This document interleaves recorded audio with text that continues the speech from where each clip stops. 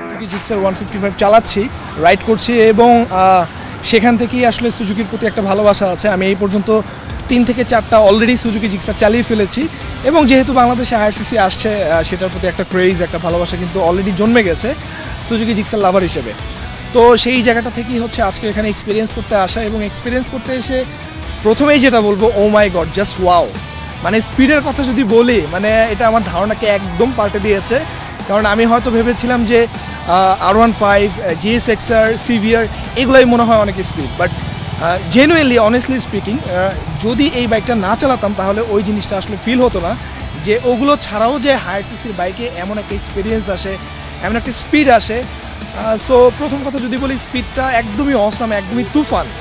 So এক কথায় বলবো হচ্ছে তুফান। সো স্পিডটা খুবই ভালো লাগছে বাই দ্য ওয়ে।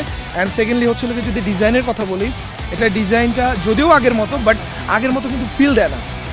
প্রথম কথাই হচ্ছে কসমেটিক গেটআপে এটার চেঞ্জটা আছে। তারপরে হচ্ছে এটার যে ইঞ্জিনটা, এটার যে সামনে পিছনে টায়ারটা, ডুয়াল চ্যানেল ABS প্লাস হচ্ছে গিয়ে এসও সুজুকি অয়েল কুলিং যে সিস্টেমটা সেটা ব্যবহার করেছে। সো সব মিলে আমার কাছে খুবই ভালো লেগেছে।